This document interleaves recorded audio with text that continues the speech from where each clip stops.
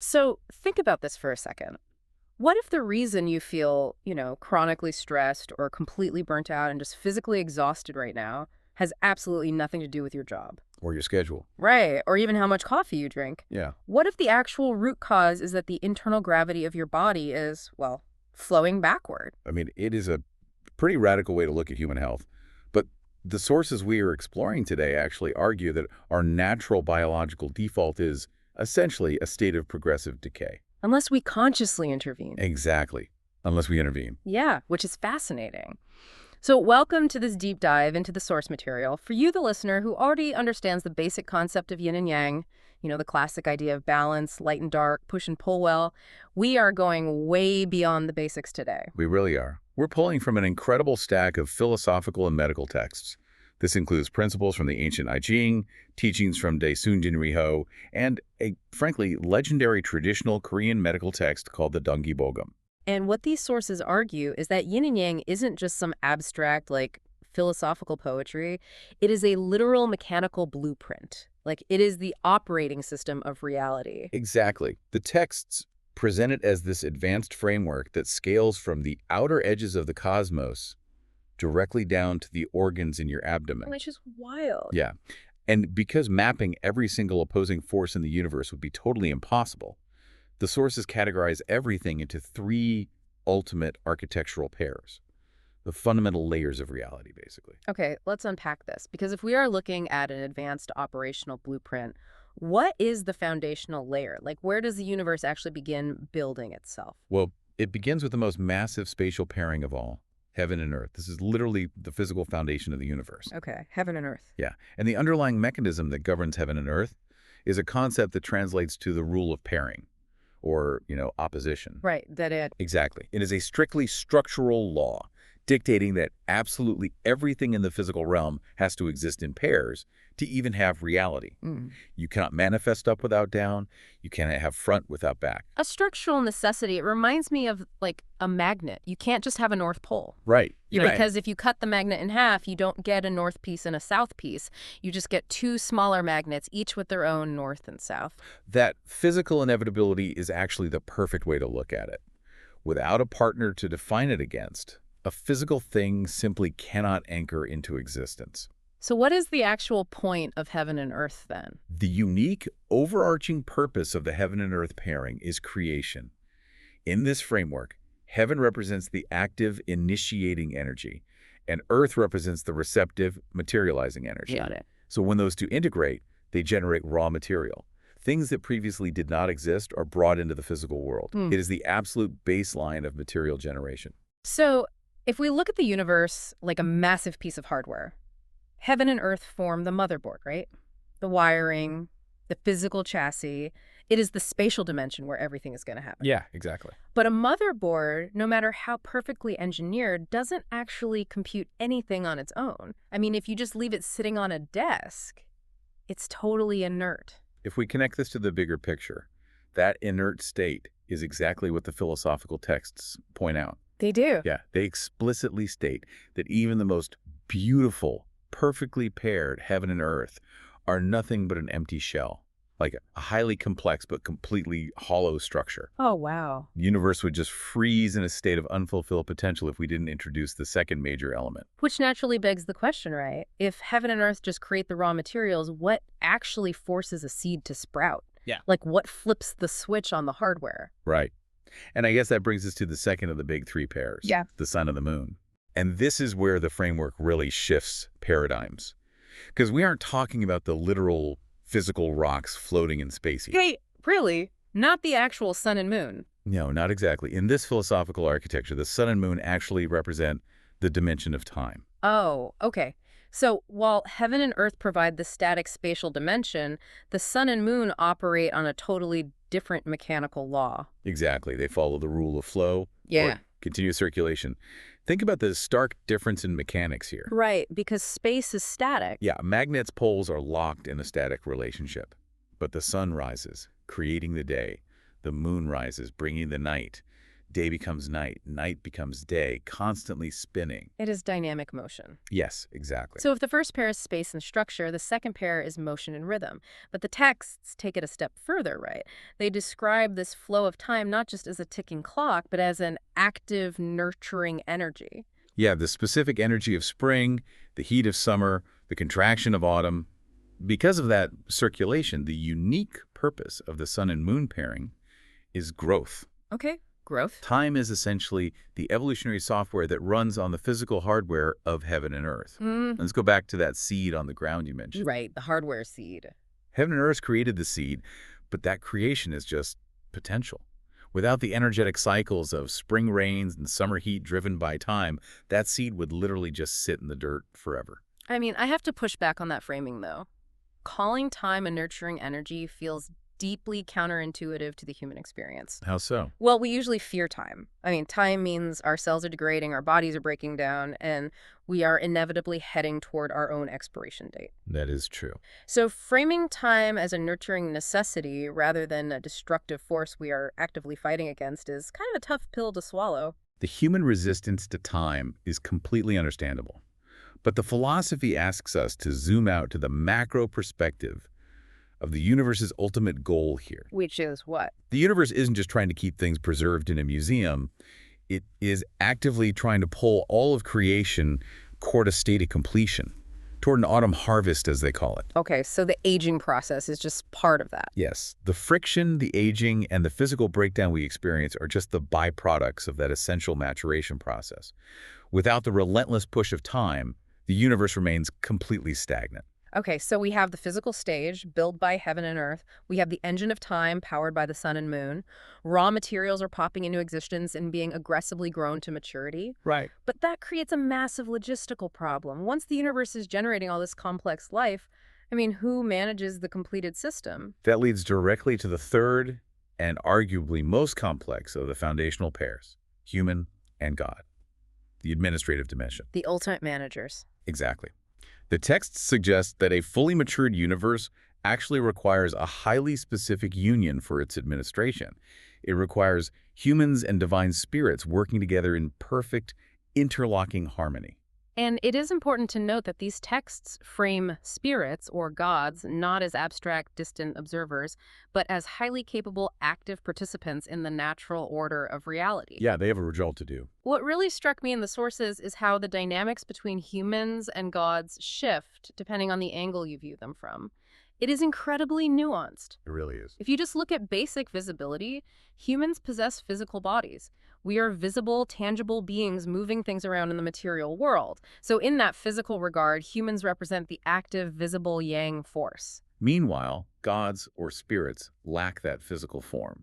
They are entirely invisible to the naked eye. So structurally speaking, they represent the hidden, passive yin. But the moment you flip the perspective and look at their internal characteristics, like their actual personalities and tangibilities, the polarity completely reverses. The internal nature of this pairing is fascinating. The text described gods as having highly decisive, uncompromising, and incredibly potent characteristics. Right. They possess deep, unclouded insight and the capacity for lightning-fast action. Mentally and energetically, the gods are the powerful yang. And humans, on the flip side, are plagued by doubt. I mean, we can be indecisive, slow to act, heavily swayed by our emotions, and easily confused by our physical senses. Yeah. So internally, humans embody the softer, more passive yin. To visualize how this partnership actually functions, consider the bridge of a massive ship navigating through a storm. Okay, a ship. You have the master navigator down in the chart room. They are invisible to the crew, but they possess absolute clarity. They calculate the stars, they know the exact coordinates of the destination, and their judgment is decisive and unclouded. That represents the spirit side. But a navigator in a chart room can't actually turn a massive steel rudder. They need the captain up on the deck. The captain is visible, their hands are on the wheel, feeling the physical resistance of the waves. The captain might feel the anxiety of the storm. They might hesitate when a wave crashes over the bow, embodying that human doubt. But they are the only ones who can physically steer the ship. And if those two don't communicate perfectly, the ship sinks. The navigator has all the insight, but literally no physical leverage. Right, and the captain has all the physical leverage, but lacks the transcendent insight. The texts are extremely clear.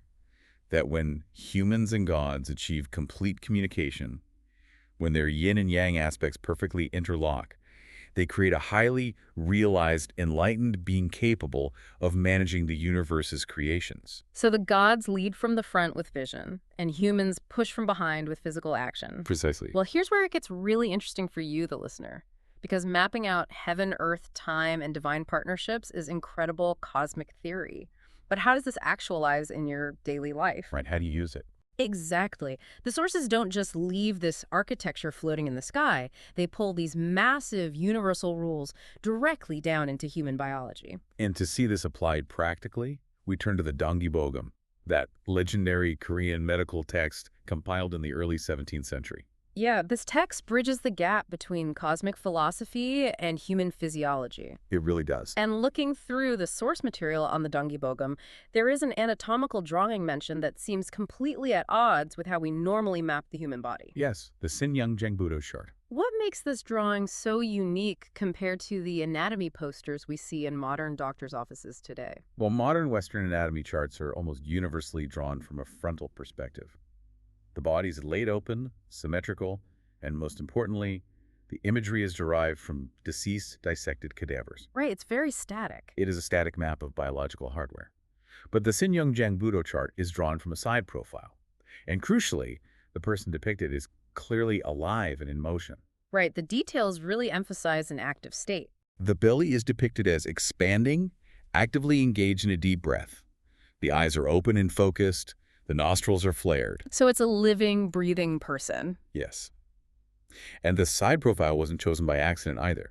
It was chosen to explicitly show the vertical internal pathways of the body, which are basically impossible to visualize properly from the front. But why are those vertical pathways so important? Like, what is actually moving up and down inside the body that we need a side profile to see? Inside your body, you are housing two primary opposing elemental forces.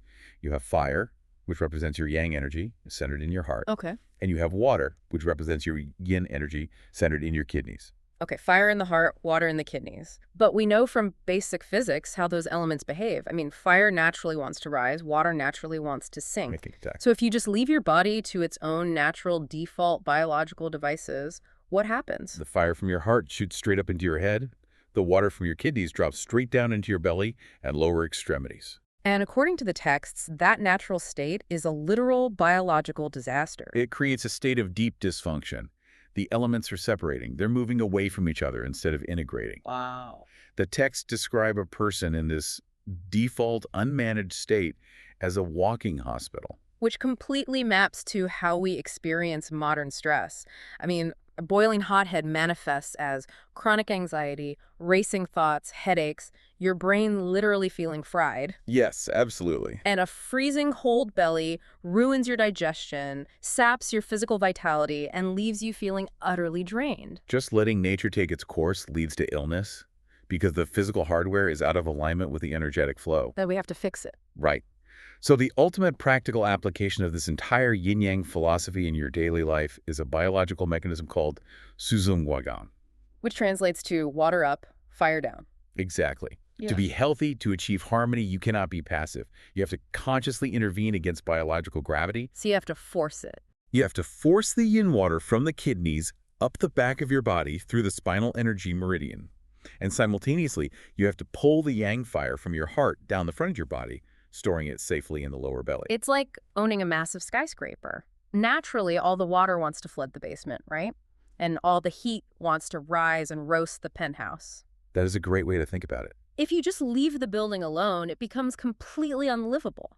To make it functional, you have to install a massive water pump in the basement to push the water up to the roof, and an HVAC system to pull the heat down into the foundation. Or highly accurate mechanical analogy. Yeah. You are actively pumping the elements against their natural tendencies. But how do we actually run that pump? I mean, we can't literally reach inside and manually grab our kidney water. What is the actual physical mechanism we use to force that reversal? The mechanism is your breath, combined with your mental focus. Breath and focus. Yeah. That anatomical drawing, with its expanding belly, is explicitly demonstrating the method. Deep, mindful, lower abdominal breathing. Because when we are stressed, when the fire is in our head, we take shallow, rapid breaths entirely in our upper chest. which only fuels the fire at the top of the body. By breathing deeply into the lower abdomen, you physically stimulate those lower pathways. Oh, I see. Your mental focus and the physical mechanic of that deep breath act as the water pump. It draws the cool, stabilizing water up the spine to soothe the overheated brain. And it pulls the fiery, active energy down to warm and empower your core. Exactly. It is the conscious, daily act of integrating your own internal system. So, synthesizing everything we've explored today, the shortcut to decoding reality isn't about memorizing a massive textbook of star charts or abstract theories. It's about understanding these core operational relationships. Right. You have the physical stage of space, created by the structural pairing of heaven and earth. You have the engine of growth, driven by the flowing time of the sun and moon. And you have the ultimate managers of the system, the partnership of the insightful invisible and the actionable physical. Yes.